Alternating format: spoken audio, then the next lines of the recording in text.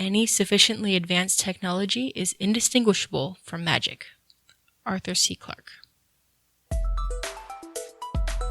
You're listening to Writing Roots, brought to you by Aspen House Publishing. Welcome to another episode of Writing Roots. I'm Leigh. And I'm Leigh Esses. And along with our theme of October for writing what you don't know, we're going to talk about magic and technology today, and how they can either work hand in hand or opposite each other. They tend to translate well, in at least my experience. The hacker is the magician of the modern day heist movie. It's like, oh, we need this impossible thing to happen. Ask the hacker to do it. So I like both sci-fi and fantasy for their own reasons, but at the same time, sci-fi is fantasy where magic is disguised as technology, and I love it so much. Yes. What is the difference between magic and technology when it comes to fiction writing? Seems to me that magic is only accessible to a select few, whereas technology is, some people are better with it, some people are worse with it, but pretty much anyone can use a cell phone. Exactly. You have, in a futuristic sci-fi world, of course, you'll have your technology experts. You have your Scotty in engineering that knows that aspect of it. You have your communications officers and your science officers. They're specialized, but anyone can use technology in general. Going back to our opener quote, if you think about technology nowadays compared to way back when, it's just mind-blowing. I take care of my great-grandfather, and he grew up during the Great Depression. So the fact that I can Google a recipe and then bake bread, even though I've never baked bread before, this is just mind-blowing. He thinks I'm a phenomenal cook. In reality, I'm just good at the internet. Just good at Googling things. Yes. And so when it comes to magic and technology, it really depends on what you as an author want. Do you want it to be magic? Do you want it to be technology? What do you want to do with it? So a couple of things when you're building the magic and the technology, think outside the box. What have you always wanted magic to do? What have you always wanted technology to do? Make it happen. You don't actually have to build it. You just make it happen in your book, and it's great. There are certain elements of science fiction that are more realism. Michael Crichton is very accessible that way in making dinosaurs. Okay, there's a logical reason for how they created dinosaurs. But as somebody who answers the phone for the public a lot, I kind of think that it might be helpful to be able to reach through the phone lines and strangle somebody. So that would be a fun magical ability if you're going for a magical realism, because I think everyone's felt that in some way. Every day, I want a button on my phone to just hit so I can just punch the person through the phone. It'd be great. So those relatable moments are great starting points, great launching pads for designing your magic. Imagination. And then inspiration. What have you seen that you really like in stories? What have you seen that you really like in a TV show? Wait, isn't that plagiarism? No. That's research. Think of how much technology we saw in Star Trek that we now have access to. Absolutely. I think everyone who grew up watching Star Trek are now the people inventing technology. They're like, I want a tricorder. Here's the smartphone. So it's these things. You can take these things that you really enjoy and use it as inspiration. Make it your own. Make it new. Give it a new twist. But feel free to use it. It's research. Research is if you steal from a lot of people. Plagiarism is if you steal from just one person. Fan fiction is not publishable. It's a great writing exercise, and a lot of people love to read it, but you can't publish it without permission. Once you get your inspiration, once you get that idea of what you want to do, how do you get it to work? Where does it go? When you are trying to build your technology, you have to think about your characters. You can't just have the technology and have that be the story. We've talked about the iceberg mentality in the past.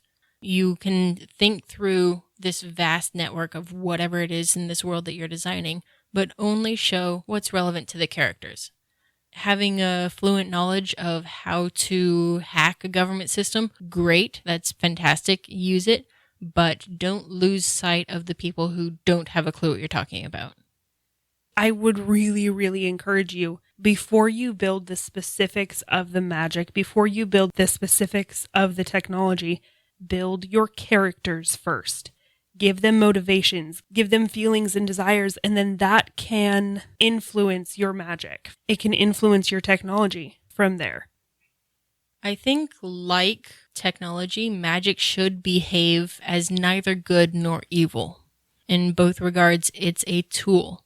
Yes, this could be an evil spell, but it could be a nice spell. Healing, I've always wanted to have a bad guy with the ability to heal. You can have hours of torture that way. Yes. So it can be an influence for good or evil, but it's based on your characters, not the item or magic itself.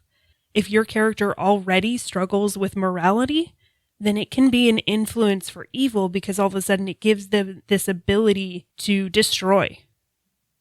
As I'm creating my magic system, I should put every detail about how it works into the book, right? I've said this before, and I will say it again, over and over and over and over and over again. Absolutely not. Your book is not a how-to manual on how to shoot this particular laser gun, or how to put it together, or how it works. It is not a how-to manual for your magic system. It is a story about your characters. This, I think, gives you as an author a little bit of freedom. It sounds like, wait, you're limiting my ability, my expression, but you'll see on TV shows a lot, especially like the crime dramas, which are my favorites. Like, oh, well, they picked up some fertilizer and some gasoline and a few other things, and they created a bomb. They aren't going to tell the audience, hey, this is how you create a bomb from home.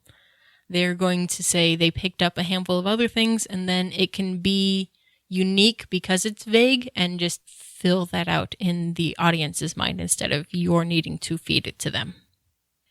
You can also have your characters learn how to use it as a way to teach your readers how it works.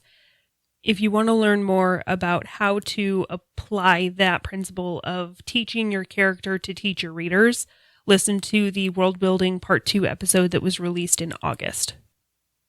Let's get a little bit into blending magic and technology.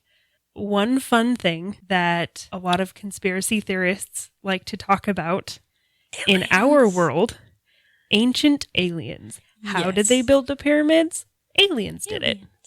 Aliens tends to be the question of how did humans do such a vast feat without technology? They don't really take into account that humans aren't any, as a whole, aren't any smarter or dumber now. We just have stood on the shoulders of giants and continued to build. Doesn't mean that acoustically the Colosseum isn't this huge marvel, and it doesn't mean that aliens put it together. They had science, they just hadn't advanced as far as we have now. A lot of conspiracy theorists out there look at the book of Ezekiel in the Bible and go, they're talking about aliens. That's clearly an alien spaceship that he's describing and not going to heaven. There was an alien abduction, and it ended up in the Bible. So even if you don't have aliens, if you don't have that kind of thing in your sci-fi, just remember that that can be included in explaining a part of your world. It's funny, it's lighthearted, and probably not a very good thing to put into your very, very serious book, but it's just a fun thing to talk about when you're talking about technology, because you may have that one character that's like, oh no, they just use like ramps with boulders to help push these giant blocks along. It's just basic physics. Yeah, and having characters with those opposing views makes for a very entertaining scene. So, especially if you're looking at ancient stories, a lot of stories that we see recurring throughout history start with magic, and now we're telling this story with technology. You look at the Jewish folklore around the golem, any construct. He used magic to get the golem up and moving. Then we have the same kind of story with Frankenstein, where he used technology sort of, and a little bit of magic, Harnessed electricity. to get his construct moving. And then we have the Terminator, where we built robots. And in each one of these stories, humans created something that then turned around and tried to destroy them. This story is a fantastic story, and it's across all cultures, it's across all times. We just apply it with magic or with technology, depending on how they work, but this story remains true. If you're trying to get an idea of how you can get them to blend, the RPG game Starfinder is a great place to start. Both of us play it, and the characters all rely on both magic and technology as they're building their characters. It's a great base for learning how to make those two things blend, when in a lot of fiction, you get that magic and technology butt heads, that they don't work with each other. I love things that blend magic and technology. And we'll get a little bit more into that during next episode when I'm talking more about building magic systems and the basis of magic. But just remember, you're not limited to one or the other. So as you are researching and figuring out how to use magic and or technology, finding the rules that apply to one can also apply to the other. No matter whether you are using technology or magic, rules can help define and structure your system. So we will talk a little bit more about building that magic system next week. But until then, Write selfishly.